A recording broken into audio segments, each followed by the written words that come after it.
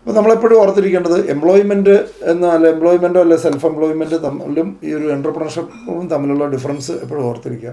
ഒരു എംപ്ലോയ്മെൻറ്റിൽ ഒരാളെന്താ ചെയ്യുന്നത്? എംപ്ലോയ്മെൻറ്റിൽ നമ്മുടെ സമയവും നമ്മുടെ എനർജിയും നമ്മുടെ കഴിവുകളും മുഴുവൻ വേറൊരാളുടെ ഡ്രീമിന് വേണ്ടി ഉപയോഗിക്കുന്നു. മറ്റൊരാൾ എംപ്ലോയർക്ക് ഡ്രീമുണ്ട്. അതായത് നമ്മുടെ ഒരു എംപ്ലോയ്മെൻറ്റിൽ നോർമൽ നമ്മുടെ ഒരാളുടെ എനർജി, നമ്മളൊരാളുടെ ടൈം വേറൊരാൾ ഡ്രീമുള്ള ഒരാൾക്ക് നമ്മൾ കൊടുക്കുന്നു, കാശ് മേടിക്കുന്നു. ഇത്രയേ ഉള്ളൂ എംപ്ലോയ്മെൻറ്റ് എന്ന് പറഞ്ഞാൽ. രണ്ടാമത് സെൽഫ് എംപ്ലോയ്മെൻറ്റിൽ നമ്മുടെ എനർജിയും നമ്മുടെ ഇതും നമുക്ക് വേണ്ടി ഉപയോഗിക്കുന്നു. നോർമൽ ബിസിനസ് എന്ന് പറഞ്ഞാൽ നമ്മുടെ എനർജിയും നമ്മുടെ ടൈമും നമ്മുടെ ഇൻവെസ്റ്റ്മെൻറ്റും ആണ് നമുക്ക് വേണ്ടി പ്രയോജനപ്പെടുത്തുന്നത്. അടുത്ത ഹയർ ലെവലിലേക്കുള്ള സംഭവമാണ് എൻ്റർപ്രണർഷിപ്പ് എന്ന് പറഞ്ഞാൽ. എൻ്റർപ്രണർഷിപ്പ് എന്ന് പറഞ്ഞാൽ എന്താണ്? നമ്മുടെ എനർജിയും മറ്റുള്ള ആൾക്കാരുടെ എനർജിയും മറ്റുള്ള ആൾക്കാരുടെ ടൈമും മറ്റുള്ള ആൾക്കാരുടെ ഫണ്ടും ഉപയോഗിച്ച് നമുക്ക് ബിസിനസ് വളർത്താം. അതാണ് എൻ്റർപ്രണർഷിപ്പ് എന്ന് പറഞ്ഞാൽ. ഏത് എൻ്റർപ്രണേഴ്സിനെ നോക്കി കഴിഞ്ഞാൽ അവർ കയ്യിൽ നിന്ന് ഒത്തിരി പൈസ ഒന്നും എടുക്കേണ്ട ആവശ്യമില്ല. പ്രത്യേകിച്ച് ഇന്നത്തെ കാലത്ത് 21st സെഞ്ച്വറിയിൽ പൈസ ഉണ്ടാക്കാൻ പൈസ ആവശ്യമില്ല. നമ്മൾ പല ആൾക്കാർ പക്ഷേ നമ്മൾ അക്വയർ ചെയ്യേണ്ട കുറേ ക്വാളിറ്റീസ് ഉണ്ട്, കുറേ സ്കില്ലുകളുണ്ട്. ഒന്ന് സെയിൽസ് സ്കില്ല് ഇമ്പ്രൂവ് ചെയ്യണം. ഇപ്പോൾ ആൾക്കാരുമായിട്ടുള്ള റിലേഷൻഷിപ്പ് മെയിൻറ്റെയിൻ ചെയ്യാൻ കൂടുതൽ ആൾക്കാർ റിലേഷൻഷിപ്പ് മെയിൻറ്റെയിൻ ചെയ്യാനായിട്ട് പഠിക്കണം. നമ്മൾ ചെയ്തുകൊണ്ടിരിക്കുന്ന ആശയം വേറൊരാളെ കൺവിൻസ് ചെയ്യാൻ അറിയണം. ടെക്നോളജി ഉപയോഗിക്കാൻ പഠിക്കണം. നമ്മൾ മറ്റുള്ള ആൾക്കാരുടെ പ്രോബ്ലം സോൾവർ ആവണം. മറ്റുള്ള ആൾക്കാരുടെ പ്രോബ്ലം സൊല്യൂഷൻ ആയിരിക്കണം എപ്പോഴും നമ്മുടെ ജോലി. ഉള്ള കാലത്ത് പൈസ ഉണ്ടാക്കാൻ നമ്മുടെ പൈസ ഇൻവെസ്റ്റ്മെൻറ്റ് ആവശ്യമില്ല എന്നുള്ളതാണ് പറയുക. അപ്പോൾ ഇതിൻ്റെ ഏറ്റവും വലിയ എക്സാമ്പിൾസ് പണ്ട് മുതലേ നമുക്ക് പറയാവുന്ന ധാരാളം എക്സാമ്പിൾസ് ഉണ്ട്. അപ്പോൾ ഇതിൻ്റെയൊക്കെ ഏറ്റവും വലിയ എക്സാമ്പിൾ ലോകത്ത് തിളങ്ങി നിൽക്കുന്ന എക്സാമ്പിളാണ് KFC. നിങ്ങൾ KFCയുടെ മാത്രം എക്സാമ്പിൾ ഓർത്തിരുന്നാൽ മതി. കെൻഡക്കി ഫ്രൈഡ് ചിക്കൻ എന്ന് പറഞ്ഞ കമ്പനിയുടെ മാത്രം എക്സാമ്പിൾ ഓർത്തിരുന്നാൽ മതി. 66 വയസ്സുള്ള ഒരാൾ റിട്ടയർഡ് പേഴ്സൺ തുടങ്ങിയ ഒരു കമ്പനി.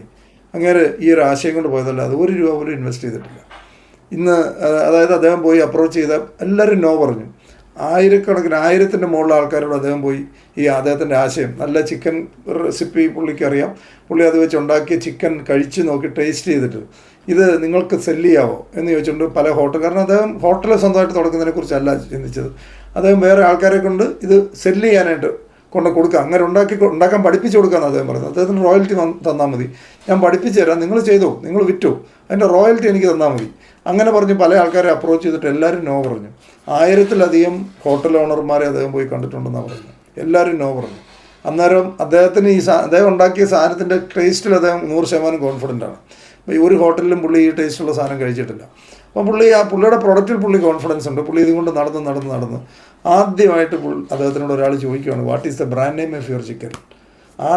നിങ്ങളുടെ ചിക്കൻ്റെ ബ്രാൻഡ് നെയിം എന്താണ് എന്ന് ചോദിക്കുമ്പോഴാണ് ആദ്യമായിട്ട് പുള്ളി ബ്രാൻഡ് നെയിമിനെ കുറിച്ച് ചിന്തിക്കുക. അങ്ങനെ ഒരു ബ്രാൻഡ് നെയിം ഒന്നും അങ്ങനെയൊന്നും ചിന്തിച്ചല്ല പുള്ളി തുടങ്ങിയത്. ആദ്യമായിട്ട് പുള്ളിയുടെ ചോദ്യം പെട്ടെന്ന് പുള്ളി ഒരു ഉത്തരം പറയുന്നു. കെൻഡക്കി എന്ന് പറയുന്ന ഒരു വില്ലേജിലാണ് അദ്ദേഹം ഉണ്ടായത്. അപ്പോൾ കെൻഡക്കി ഫ്രൈഡ് ചിക്കൻ, പുള്ളിയുടെ വില്ലേജിൻ്റെ പേരിട്ടു, കെൻഡക്കി ഫ്രൈഡ് ചിക്കൻ എന്ന് പേരിട്ടു. അങ്ങനെയാണ് പിന്നീട് അത് KFC ആയത്.